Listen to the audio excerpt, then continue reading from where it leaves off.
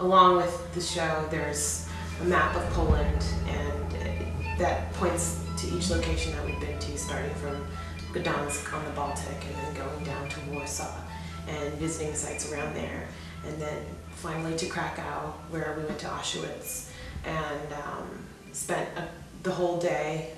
Actually, it was the day after Christmas that we went to Auschwitz, and so it was really fascinating because from what the professor who went with us, Rick Halloran, what he told us about Auschwitz was that it's usually incredibly crowded and there's a great deal of people who come here to see and to visit and to learn.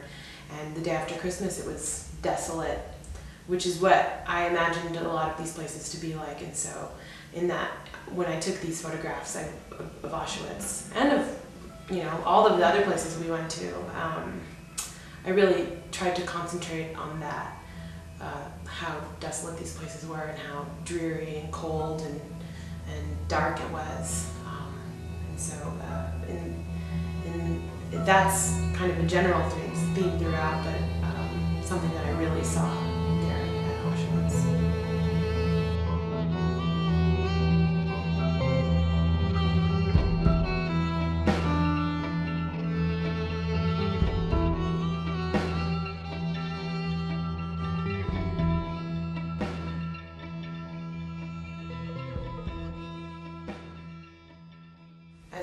As you enter here, think of the 600,000 people who perished here by the hand of the Nazi barbarians. It was really intense language, the way they described it. So, and the artist who chose that did it on purpose, so that it looked like the words had been bleeding or crying, or something like that. It was a really beautiful sign, but it was really intense language. On the more technical side, all images are 5x7 formatting on their silver gelatin prints from a 35mm negative.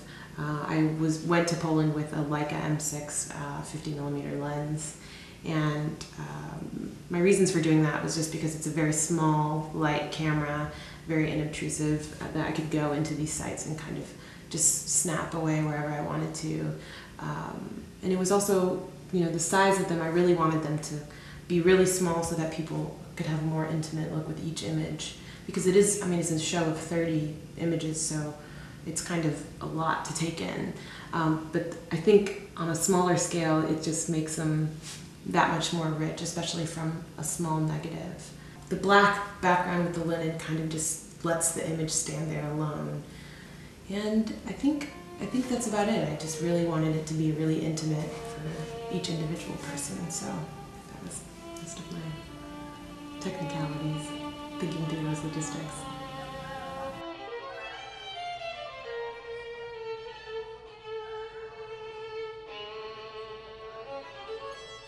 I hope that when you see these images, you think of that period of time when there were so many people who were suffering.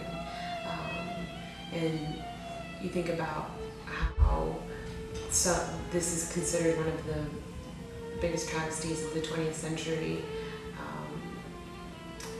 I really just wanted to get across this idea of putting things into perspective, about where you are and how your life has panned out and where they were and how their life panned out. And I really wanted these images to kind of portray that, so I hope that's what you can come away with from this show.